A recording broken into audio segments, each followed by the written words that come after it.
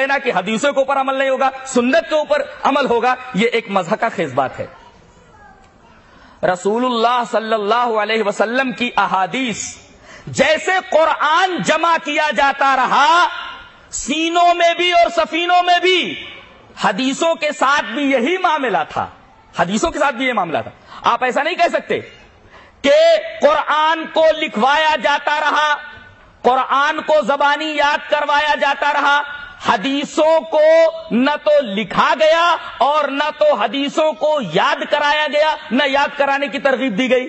یہی وہ غلط فہمی ہے جس کی وجہ سے لوگ قرآن اور حدیث کو الگ الگ حجت مانتے ہیں اور دونوں کو مساوی درجہ نہیں دیتے، اور کہتے ہیں کہ قرآن اور حدیث میں فرق ہے۔ اگر آپ حدیث کی تاریخ اٹھا کر دیکھیے تو رسول اللہ صلی اللہ علیہ وسلم کی حدیث کی دو قسمیں آپ کو ملیں گی۔ ایک تو ہوگا سرکاری مراسلہ، آپ نے جو چیزیں لکھوا دی لوگوں نے اسے محفوظ رکھا اور ان چیزوں کو بعد میں حدیثوں کے اندر حدیث کی کتابوں میں محدثین نے داخل کر لی۔ مثلا آپ کو معلوم ہوگا کہ رسول اللہ صلی اللہ علیہ وسلم نے جب ہجرت کا اذن دے دیا، رخصت دے دی، تو پہلے لوگ ہجرت کر کے مکہ سے حبشہ پہنچے۔ جانتے ہیں جعفر طیار کو حضرت محمد صلی اللہ علیہ وسلم نے نجاشی کے نام ایک خط لکھوا کر دیا تھا۔ حدیث کی ایک قسم ہے سرکاری مراسلہ، جو آپ نے لکھوایا وہ محفوظ رہا لوگوں کے پاس، بعد میں محدثین نے حدیث کی کتابوں میں اسے نقل کیا۔ یہ پہلا مراسلہ ہے جو جعفر طیار کے ہاتھوں نجاشی کے پاس پہنچا۔ اس کے اندر کیا لکھوایا تھا آپ نے؟ جعفر طیار جا رہے ہیں، ان کے ساتھ کچھ اور بھی مسلمان ہیں، جب یہ تمہارے یہاں پہنچے تو تم ان کو اپنا مہمان بناؤ، ان کا اکرام کرو۔ رسول اللہ صلی اللہ علیہ وسلم نے یہ بات لکھوا دی تھی۔ کہتے ہیں کہ رسول اللہ صلی اللہ علیہ وسلم کے زمانے میں حدیثوں کو لکھا ہی نہیں گیا، دیکھیں ابھی مکہ ہی میں ہے اور سرکاری تحریر، یہ سرکاری تحریر ہی تو ہے، سرکاری تحریر نجاشی کے پاس پہنچ گئی ہے۔ آپ کیسے کہیں گے کہ رسول اللہ صلی اللہ علیہ وسلم کے زمانے میں حدیثیں لکھی ہی نہیں گئی؟ اور اب دیکھیے حضرت تمیم داری رضی اللہ تعالیٰ عنہ ایک جہاز راں تھے، یہ وہی ہیں جنہوں نے یہ کہا کہ اے اللہ کے رسول، میں اپنی شپ کے اوپر، اپنی کشتی کے اوپر جا رہا تھا، کشتی کو لہروں نے اپنی لپیٹ میں لے لیا اور ایک گمنام جزیرے میں لے جا کر کے کشتی کو پھینک دیا، وہاں میں نے دجال کو دیکھا ہے۔ یہ وہی تمیم داری ہیں، مسلم میں وہ روایت موجود ہے۔ یہ جہاز راں تھے، بحری سفر کیا کرتے تھے، یہ رسول اللہ صلی اللہ علیہ وسلم کی خدمت میں آئے اور کہا کہ اے اللہ کے رسول، میں عیسائی ہوں اور مجھے انجیل سے معلوم ہوا ہے کہ ایک دن آپ کی یہ قوم مسلمان میرے وطن شام کو فتح کرے گی، تو اے اللہ کے رسول، جب آپ میرے وطن شام کو فتح کر لیں تو آپ فلاں فلاں گاؤں میرے نام جاگیر کے طور پر لکھوا دیجئے۔ رسول اللہ صلی اللہ علیہ وسلم نے حضرت تمیم داری کو وہیں ایک سرکاری مراسلہ لکھوا دیا، ایک خط دے دیا، ایک دستاویز دے دی اور لکھوا دیا کہ جب شام فتح ہو تو تمیم داری کو مرتون اور جبرون کا علاقہ دے دیا جائے۔ دیکھیے یہ دوسرا سرکاری مراسلہ ہے۔ اسی طریقے سے آپ دیکھیے، آپ مکہ ہی میں ہیں، جب ہجرت کرنے لگے، ہجرت کا سفر غار ثور سے لے کر کے قبا تک تقریباً 10-12 دن کا سفر ہے۔ آپ نے ڈائریکٹ مدینہ کی طرف سفر نہیں کیا بلکہ آپ 3 دن تک غار ثور میں تھے۔ اور عجیب بات تو یہ ہے کہ غار ثور میں آپ حضرت صدیق کے ساتھ ہیں اور اعلان ہو چکا ہے کہ جو کوئی حضرت محمد صلی اللہ علیہ وسلم کو گرفتار کر کے لائے گا 100 سرخ اونٹ دیے جائیں گے، یا اسی طریقے کا کوئی بھاری انعام تھا۔ جانتے ہیں مدینہ کی طرف گائیڈ کرنے کے لیے، رہنمائی کرنے کے لیے ایک مشرک گائیڈ کو رکھ لیا گیا تھا جس کا نام عبداللہ ابن اوریقط ہے۔ یہ تاریخ اسلام کا ایک حیرت انگیز آدمی ہے، تاریخ اسلام کی حیرت انگیز شخصیت ہے عبداللہ ابن اریقط، مشرک ہے وہ، کافر ہے وہ، اور اسی کو رسول اللہ صلی اللہ علیہ وسلم نے گائیڈ کے طور پر ہائر کیا ہوا ہے، اسے چند درہموں کے اوپر گائیڈ رکھ لیا ہے۔ اسے معلوم ہے کہ مجھے 3 دن کے بعد غار ثور سے رسول اللہ صلی اللہ علیہ وسلم کی رہنمائی مدینہ تک کرنی ہے۔ اسے یہ بھی معلوم ہے کہ رسول اللہ صلی اللہ علیہ وسلم کی گرفتاری پر اتنا بڑا انعام ہے، اور اس شخص کو معلوم ہے کہ آپ کہاں چھپے ہوئے ہیں۔ عجیب بات تو یہ ہے کہ اتنے بڑے انعام کی لالچ اس کے دل میں نہیں آئی، اور چند درہم اس نے قبول کرنا پسند کیا، لیکن رسول اللہ صلی اللہ علیہ وسلم کو پکڑوانا پسند نہیں کیا، جبکہ اگر پکڑواتا تو اسے ایک بہت بڑے انعام سے نوازا جاتا، اس کی لائف بن جاتی تھی۔ یہ تاریخ اسلام کی ایک حیرت انگیز شخصیت ہے عبداللہ ابن اریقط، مشرک ہو کر کے بھی اس نے اپنا ضمیر نہیں بیچا۔ آج مسلمانوں کو دیکھو، چند سکوں کے اوپر اپنا ضمیر بیچ ڈالتے ہیں۔ تاریخ اسلام کی اس حیرت انگیز شخصیت سے عبرت لینی چاہیے کہ 100 سرخ اونٹوں کا انعام ہے، مشرک ہے وہ، لیکن اپنا ضمیر بیچنے کے لیے تیار نہیں ہے، جبکہ ایک بھاری انعام رسول اللہ صلی اللہ علیہ وسلم کی گرفتاری کے اوپر رکھا ہوا ہے۔ یہ تاریخ اسلام کی ایک حیرت انگیز شخصیت ہے عبداللہ ابن اریقط۔ رسول اللہ صلی اللہ علیہ وسلم کو لے کر کے یہ اپنی رہنمائی میں مدینہ کی طرف جا رہا ہے۔ حضرت ابو بکر کے غلام عامر ابن فہیرہ پڑھے لکھے تھے، کاغذ قلم ساتھ میں ہے، چل رہے ہیں۔ حضرت ابو بکر صدیق رضی اللہ تعالیٰ عنہ، رسول اللہ صلی اللہ علیہ وسلم آگے آگے چل رہے ہیں، بغل میں وہ گائیڈ چل رہا ہے عبداللہ ابن اریقط، ساتھ میں عامر ابن فہیرہ بھی ہے۔ سراقہ ابن مالک کو معلوم ہو گیا کہ اسی طرف سے رسول اللہ صلی اللہ علیہ وسلم جا رہے ہیں، اور ان کی گرفتاری پر اتنا بڑا انعام ہے، فوراً گھوڑے پر سوار ہوا، گھوڑے کو دوڑاتا ہوا جب اس چھوٹے سے قافلے کے تعاقب میں آگے بڑھا، اس نے دیکھ لیا کہ رسول اللہ صلی اللہ علیہ وسلم جا رہے ہیں، اب تو مجھے وہ انعام ملنے والا ہے۔ سیرت کی کتابیں پڑھیے، آپ کو یہ پڑھ کر کے حیرت ہوگی کہ خطرے کو بھانپ لیا ہے حضرت ابو بکر صدیق نے، گھبرا گئے ہیں، بار بار پیچھے مڑ کر کے دیکھ رہے ہیں، لیکن رسول اللہ صلی اللہ علیہ وسلم سمجھ رہے ہیں کہ کوئی پیچھے ہمارے تعاقب میں آ رہا ہے، ایک بار بھی پیچھے مڑ کر کے آپ نے نہیں دیکھا۔ اللہ اکبر، نبی کا توکل دیکھیے، اس کو کہتے ہیں توکل۔ وعلی اللہ فلیتوکل المتوکلون وعلی اللہ فلیتوکل المؤمنون، مومن ہی اللہ پر توکل کرتے ہیں، اور توکل کرنے والے ہی اللہ پر توکل کرتے ہیں۔ حضرت صدیق گھبرا گئے ہیں، کہیں نبی کریم صلی اللہ علیہ وسلم کو گرفتار نہ کر لیا جائے، کانپ رہے ہیں، اب کیا ہونے والا ہے، لیکن رسول اللہ صلی اللہ علیہ وسلم خطرے کو بھانپنے کے باوجود بھی ایک مرتبہ بھی پیچھے مڑ کر نہیں دیکھتے ہیں۔ کتنا بڑا ایمان ہوتا ہے نبی کا، اور یقین کتنا زبردست ہوتا ہے کہ خطرے کو سر پر مڈلاتے دیکھ کر کے بھی گھبراہٹ نام کی کوئی چیز آپ کے قلب مبارک میں نہیں ہے، اس کو نبی کہتے ہیں۔ اور اللہ تبارک و تعالی نے اپنے وعدے کے مطابق کہ وَمَن يَتَوَکَّلْ عَلَى اللَّهِ فَهُوَ حَسْبُهُ، جو اللہ پر توکل کرتے ہیں اللہ ان کے لیے کافی ہے۔ ہم نے گھوڑوں کو اور چیزوں کو نم زمین میں دھنستے دیکھا ہے، کوئی چیز پہاڑی زمین کے اندر دھنستی نہیں ہے، یہاں گھوڑا کمر تک دھنس گیا ہے۔ اللہ اکبر، 2-3 دفعہ جب گھوڑا زمین میں دھنس گیا، سمجھ گیا کہ یہ شخصیت کوئی معمولی شخصیت نہیں، اب اپنی جان بچا لو، اب اپنی جان بچا لو، اپنے لیے پروانے امن لکھا لو۔ آگے بڑھا اور کہا کہ اے محمد صلی اللہ علیہ وسلم، میں آپ سے معافی چاہتا ہوں اور آپ میرے لیے پروانے امن لکھوا دیں۔ رسول اللہ صلی اللہ علیہ وسلم نے عامر ابن فہیرہ سے کہا کہ پروانے امن لکھ کر کے دے دو۔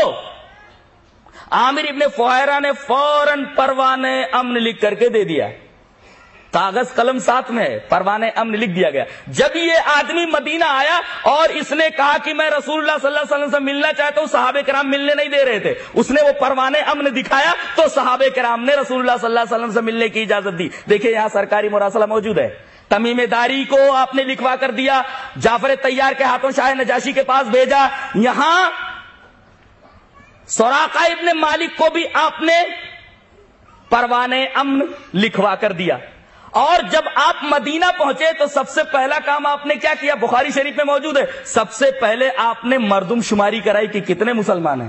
مردم شماری یہ کوئی نئی چیز نہیں ہے، یہ رسول اللہ صلی اللہ علیہ وسلم کی سنت ہے، رسول اللہ صلی اللہ علیہ وسلم کا طریقہ ہے۔ آپ نے مدینہ پہنچنے کے بعد سب سے پہلے مردم شماری کرائی تو اس وقت مسلمانوں کی تعداد بچے، بوڑھے، عورتیں، جوان ملا کر کے 1500 تھے، یہ بخاری کی روایت ہے۔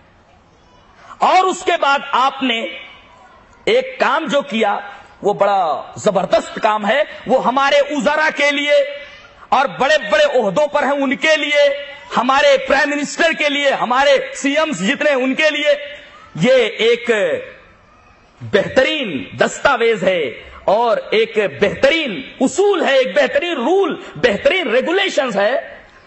آپ نے جب وہاں قیام فرمایا، مشرکین مکہ نے جب یہ دیکھا کہ جن کو ہم نے اپنے پنجے ظلم و استبداد میں پکڑ رکھا تھا وہ تو ہمارے ہاتھوں سے نکل گئے، بہت غصے میں آ گئے۔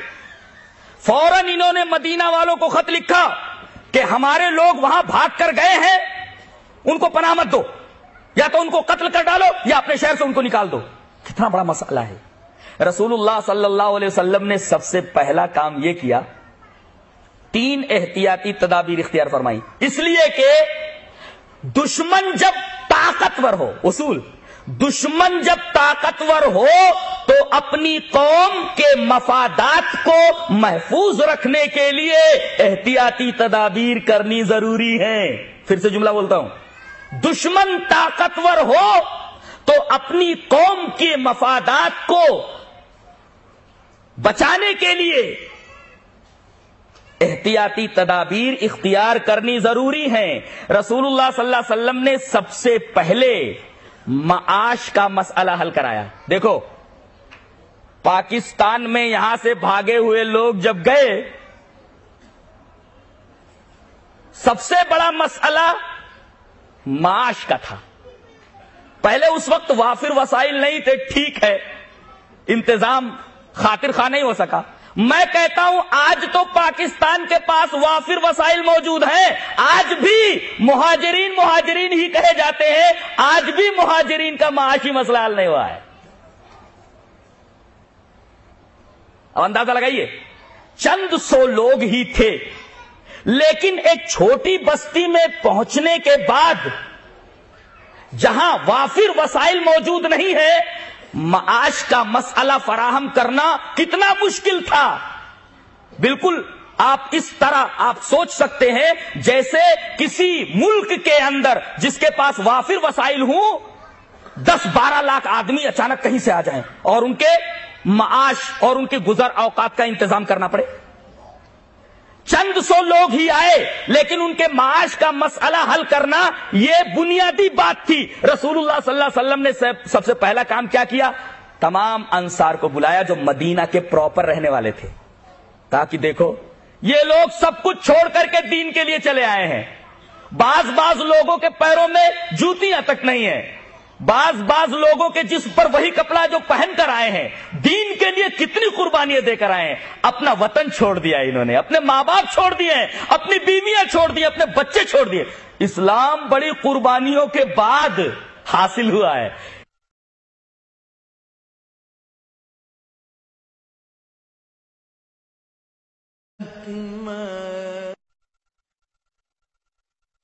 اکبر، ہم ہوتے تو مفت میں کھاتے بیٹھ جاتے، اللہ کے رسول نے بھائی بنا دیا ہے، اب یہ لوگ بھائی ہمیں مان چکے ہیں، بیٹھ کر مفت میں کھاتے رہو۔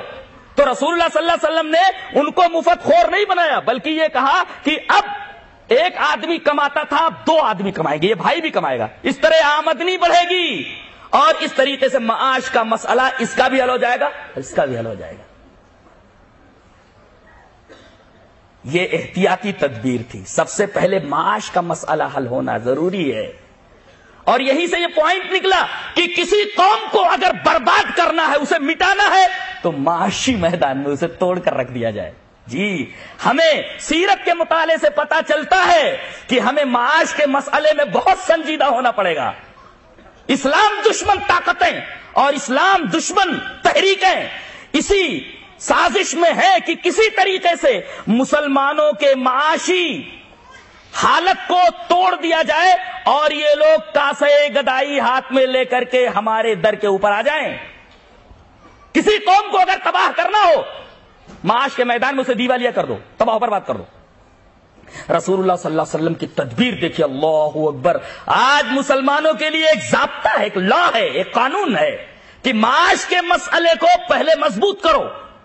پہلے مردم شماری ہوئی, معاش کا مسئلہ حل ہوا, اور اس کے بعد آپ نے تمام مدینہ والوں کو جوڑا. ایک حیرت انگیز بات ہے, تقریباً 20-25 قبائل تھے. مدینے میں آدھے یہودی تھے, آدھے عرب تھے. عرب میں کون کون؟ وہی 2 قبیلے والے, اوس اور خزرج, جو بعد میں انصاری کہلائے. تو عربوں کے 2 قبیلے اوس اور خزرج, اور ان کی بہت ساری شاخیں, ان کے بہت سارے قبیلے. یہودی آدھے اور آدھے عرب. عیسائی میرا خیال ہے رہے ہوں گے 50 کی تعداد میں. آپ صلی اللہ علیہ وسلم نے دوسری تدبیر یہ کی کہ عیسائیوں کو بھی بلایا, 50 کے 50 آ گئے. یہودیوں کو بلایا, وہ بھی آ گئے. اوس اور خزرج کے تمام قبائل کے سرداروں کو بلایا, سب آ گئے. اور آپ نے ایک بڑی پیاری بات کہی کہ دیکھو, ہر قبیلہ خود مختار ہے, آزاد ہے. دشمن قبیلہ جب ایک قبیلے کے اوپر حملہ کرے گا اور دوسرے قبیلے غیر جانبدار بنے رہیں گے تو وہ قبیلہ مار لیا جائے گا, قبیلہ تباہ ہو جائے گا. اس طرح تو دشمن قبیلہ دھیرے دھیرے تمام قبائل کو ختم کر دے گا. تو ایسا کیوں نہیں کرتے کہ ایک مشترکہ حکومت بنا لی جائے کہ اگر کوئی باہر کا دشمن ہمارے اوپر حملہ کرے تو ہم سب مل کر کے اس کا مقابلہ کریں. کتنی عجیب و غریب بات ہے یہ, کتنی عجیب و غریب بات ہے. تمام کے تمام لوگ متفق ہو گئے اور اس سلسلے میں 52 نکاتی دستاویز تیار ہوئی, 52 دفعات بنائے گئے اور ایک دستوری شکل دے دی گئی. تحریر میں آ گیا وہ دستور. آپ کہتے ہیں کہ رسول اللہ صلی اللہ علیہ وسلم کی حدیثیں 300 سال بعد لکھی گئی. یہ 52 نکاتی دستور کب لکھا گیا؟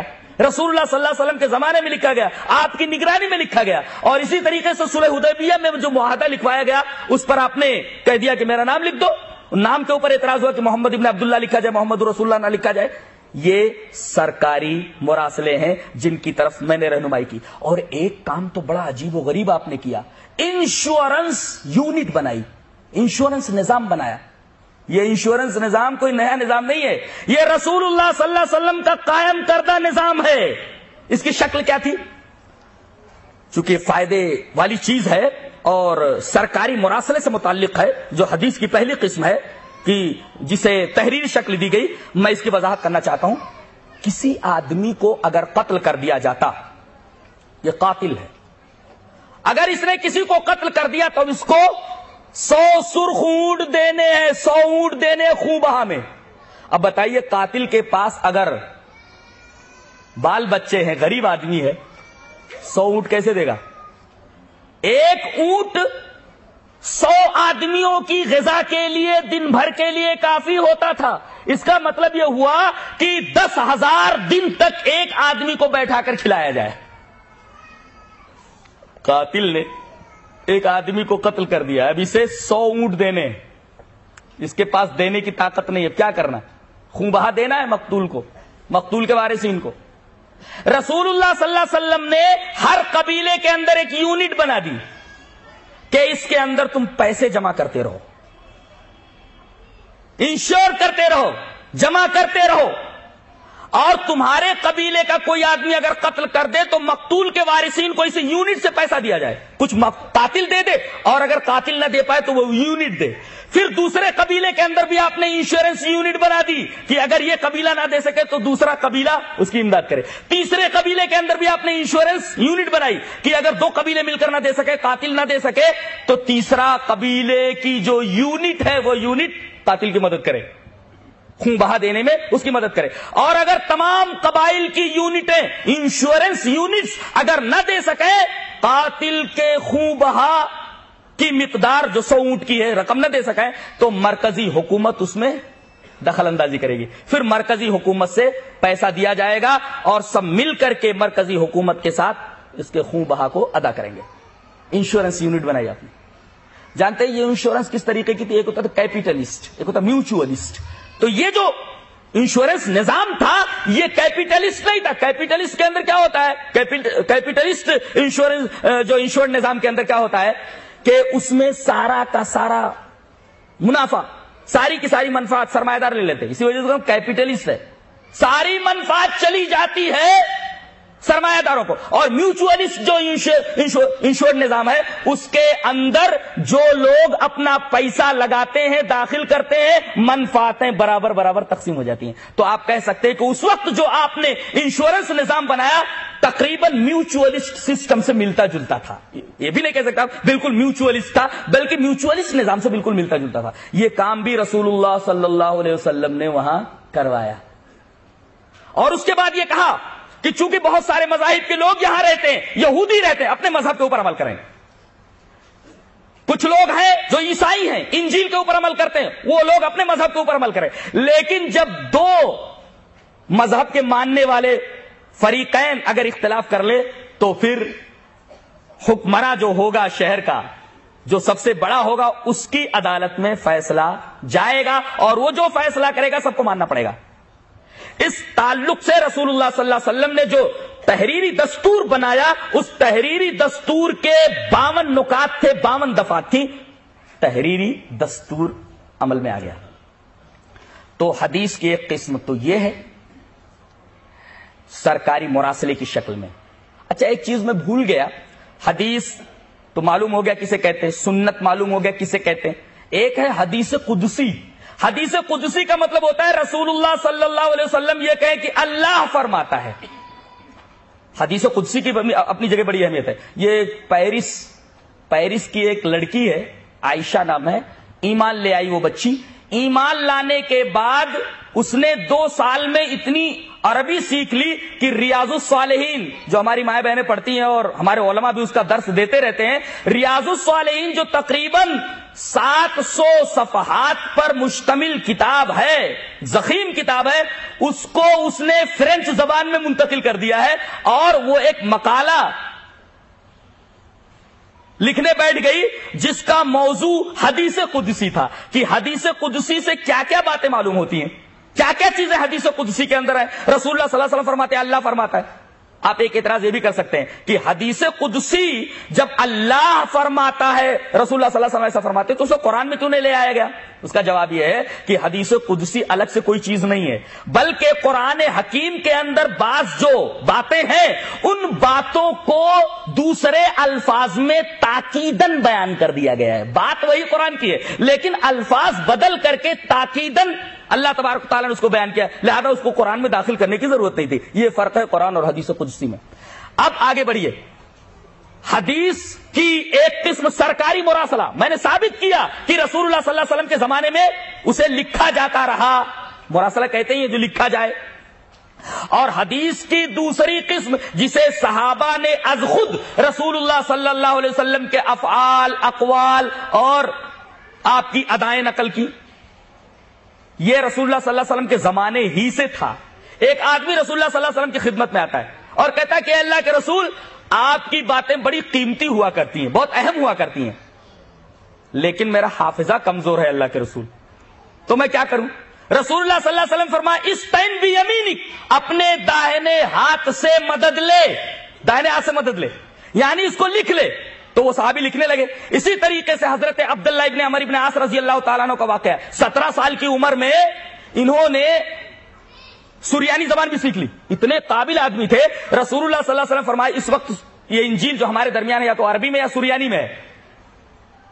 پہلے انجیل عیسیٰ علیہ السلام کے زمانے میں جانتے کون سی زبان میں تھی؟ آرامی میں تھی، آرامی زبان میں تھی. آرامی سے یونانی میں منتقل ہوئی اور انجیل کے معنی ہوتا بشارت. تو جب حضرت عیسیٰ علیہ السلام کے زمانے میں انجیل موجود تھی اس وقت وہ آرامی زبان میں تھی، یونانی میں منتقل ہوئی، یونانی سے پھر عربی اور سریانی وغیرہ میں منتقل ہوئی. تو سریانی زبان میں جو انجیل تھی وہ عربی لوگ نہیں پڑھ سکتے تھے. حضرت عبداللہ ابن عمر ابن عاص رضی اللہ تعالیٰ نے فرمایا کہ اے اللہ کے رسول میں چاہتا ہوں کہ سریانی زبان سیکھ لوں. آپ نے فرمایا سیکھ لو اور دیکھو انجیل کے اندر کیا کیا غلطیاں ہیں، کیسے کیا ہیں، یا سریانی میں کوئی یہودی کا خط آئے تو اس کو پڑھ کر کے سناؤ. رسول اللہ صلی اللہ علیہ وسلم کی دعا تھی کہ 2 ہی مہینے میں، اور ایک روایت میں کہ 15 دن میں انہوں نے پوری زبان سیکھ لی، سریانی زبان سیکھ لی. اور حضرت عبداللہ ابن عمر ابن عاص رضی اللہ تعالیٰ عنہ نے جب کہا کہ اللہ کے رسول میں آپ کی باتیں لکھنا چاہتا ہوں، رسول اللہ صلی اللہ علیہ وسلم نے اجازت دی کہ میری باتیں لکھ سکتے ہو. انہوں نے تقریباً 10,000 حدیثیں لکھی. صحیفہ عبداللہ ابن عمر ابن عاص موجود ہے. صحیفہ عبداللہ ابن عمر ابن عاص میں تقریباً 10,000 حدیثیں موجود، اور رسول اللہ صلی اللہ علیہ وسلم ان حدیثوں کو سنتے بھی تھے، اور کہیں اگر غلطی ہو جاتی تھی ان کے لکھنے میں اس کی تصحیح فرما دیا کرتے تھے. ایک دفعہ ان کے ساتھیوں نے کہا کہ تم رسول اللہ صلی اللہ علیہ وسلم کی تمام باتیں لکھ لیا کرتے ہو، کبھی اللہ کے رسول غصے میں ہوتے ہیں؟ ان کو ڈاؤٹ ہوا کہ ہاں اللہ کے رسول غصے میں ہوتے ہیں، وہ باتیں بھی میں لکھ لیا کرتا ہوں. یہ آئے اور کہا کہ اللہ کے رسول آپ جب غصے میں ہوتے تب بھی میں آپ کی باتیں لکھ لیا کرتا ہوں. تو رسول اللہ صلی اللہ علیہ وسلم نے مسکرا کر فرمایا اس زبان سے حق ہی نکلتا ہے. میں جب سنجیدگی سے بات کرتا ہوں تب بھی میرے منہ سے حق ہی نکلتا ہے، اور جب میں غصے میں بات کرتا ہوں تب بھی میری زبان سے حق ہی نکلتا ہے، لہذا میری بات لکھتے جاؤ. حضرت عبداللہ ابن عمر ابن عاص رضی اللہ تعالیٰ نے تقریباً 10,000 حدیثیں لکھی ہیں. اور آگے بڑھیے، حضرت انس ابن مالک چھوٹے سے تھے، ان کی امی لے کر کے رسول اللہ صلی اللہ علیہ وسلم کی خدمت میں آئے، کہا کہ اللہ کے رسول میرا بچہ پڑھا لکھا ہے. جیسے آج ہم کہیں کہ میرا بچہ ڈاکٹریٹ کی ڈگری لے چکا ہے، میرا بچہ ڈاکٹریٹ کی ڈگری لے چکا ہے، فخر سے کہنے لگی کہ اللہ کے رسول میرا 10 سال کا بچہ پڑھا لکھا ہے، اسے اپنی خدمت میں لے لیجئے. رسول اللہ صلی اللہ علیہ وسلم نے انہیں اپنی خدمت میں لے لیا. اندر کے حالات، باہر کے حالات، رسول اللہ صلی اللہ علیہ وسلم کی ادائیں سب دیکھتے رہے، لکھتے رہے. ان کے ایک شاگرد ہیں حضرت حسن ابن عمر ابن امیہ زمری رضی اللہ تعالیٰ عنہ. ان کا بیان ہے کہ جب بھی لوگ ان سے سوال کرتے تو یہ ایک صندوق سے ایک رجسٹر نکالتے، ایک دفتر نکالتے، اور اسی دفتر سے حدیثیں بیان کیا کرتے تھے، اور کہتے تھے کہ یہ وہ دفتر ہے جس کے اندر میں نے رسول اللہ صلی اللہ علیہ وسلم کے زمانے میں حدیثیں لکھی ہے، اور رسول اللہ صلی اللہ علیہ وسلم نے اس تصحیح فرمائی ہے. گویا حضرت انس بن مالک رضی اللہ تعالیٰ عنہ کا بھی حدیثوں کا ایک رجسٹر تھا. حضرت ابو بکر صدیق رضی اللہ تعالیٰ عنہ سے خود ان کی بیٹی حضرت عائشہ رضی اللہ تعالیٰ عنہ نے کہا کہ ابا محترم میرے لیے حدیثوں کی کتابیں لکھ دیجئے. 500 حدیثوں پر مشتمل کتاب حضرت ابو بکر رضی اللہ تعالیٰ عنہ نے لکھوا کر کے حضرت عائشہ رضی اللہ تعالیٰ عنہ کو دے دی. اسی طریقے سے حضرت ابو ہریرہ رضی اللہ تعالیٰ کبھی مان لائے 7 ہجری کے اندر ہی مان لائے. اس کا مطلب یہ کہ رسول اللہ صلی اللہ علیہ وسلم کی وفات سے تقریباً یہی کوئی 4 سال پہلے 5 سال پہلے ہی مان لائے جنگ خیبر کے موقع پر. ان کے بارے میں روایتیں ملتی ہیں کہ جب لوگ ان کے پاس آ کر کثرت سے سوال کرتے تو یہ بھی ایک رجسٹر نکالتے. یہاں تک کہ ان کے ایک شاگرد نے یہ کہا کہ حضرت آپ نے یہ حدیث بیان کی ہے، تو کہتے نہیں میں نے حدیث بیان نہیں کی. کہا کہ نہیں مجھے یاد ہے آپ نے وہ حدیثیں بیان کی ہیں. کہا کہ اچھا چلو گھر چلو، میں نے تحریری طور پر حدیثیں لکھ رکھی ہیں، تحریری طور پر رجسٹر میں موجود ہے، چلو اگر اس میں یہ حدیث موجود ہے جس کو تم کہہ رہے ہو تو سمجھو میں نے بیان کیا ہوگا. گئے اور ایک جلد نکالی، دیکھا تو اس کے اندر وہ حدیث نہیں ہے. پھر دوسری جلد کھولی، اس کے اندر وہ حدیث نہیں ہے. تیسری جلد کھولی، اس کے اندر وہ حدیث نہیں ہے. ایک چوتھی جلد کھولی، اس کے اندر معلوم ہوا کہ وہ حدیثیں موجود. فوراً چلا پڑے خدا کی قسم وہ حدیث میں نے بیان کی ہے، اس لیے کہ وہ حدیثیں یہاں لکھی ہوئی موجود ہیں. ثابت کیا ہوا؟ ثابت یہ ہوا کہ جس طریقے سے رسول اللہ صلی اللہ علیہ وسلم کے زمانے میں قرآن لکھا جاتا رہا اور رسول اللہ صلی اللہ علیہ وسلم اسے بائی ہارٹ کرنے کی بھی ترغیب دیتے تھے، ایسے ہی حدیثیں بھی لکھی جاتی تھی اور حدیثوں کو لوگ مزبانی یاد بھی کیا کرتے تھے. ہاں ایک اعتراض کر سکتے ہیں آپ کہ کچھ حدیثوں کے اندر یہ ملتا ہے کہ رسول اللہ صلی اللہ علیہ وسلم نے یہ فرمایا فلا تکتبوا انی غیر القرآن، قرآن کے علاوہ مجھ سے کچھ مت لکھو. تو جواب اس کا یہ ہے کہ جن لفظوں میں یہ روایتیں ملتی ہیں کہ میری طرف سے کچھ مت لکھو اور جس نے لکھا ہے وہ مٹا ڈالے، در حقیقت کسی بھی روایت کی سند صحیح نہیں ہے. ایک روایت مسلم میں ہے، لیکن امام بخاری رحمت اللہ علیہ نے فرمایا کہ مسلم سے یہاں غلطی ہو گئی ہے، اس لیے کہ وہ ابو سعید خدری کی ذاتی رائے ہے اور غلطی سے وہ رسول اللہ صلی اللہ علیہ وسلم کی طرف بات منسوب ہو گئی ہے. اس کا مطلب یہ کہ رسول اللہ صلی اللہ علیہ وسلم نے کبھی یہ نہیں کہا کہ میری طرف سے جو باتیں ہیں جن لوگوں نے لکھا ہے اسے مٹا ڈالو اور میری طرف سے کچھ نہ لکھیں. یہ بات بالکل غلط ہے اور پائے ثبوت کو نہیں پہنچتی. بعض لوگ کہتے ہیں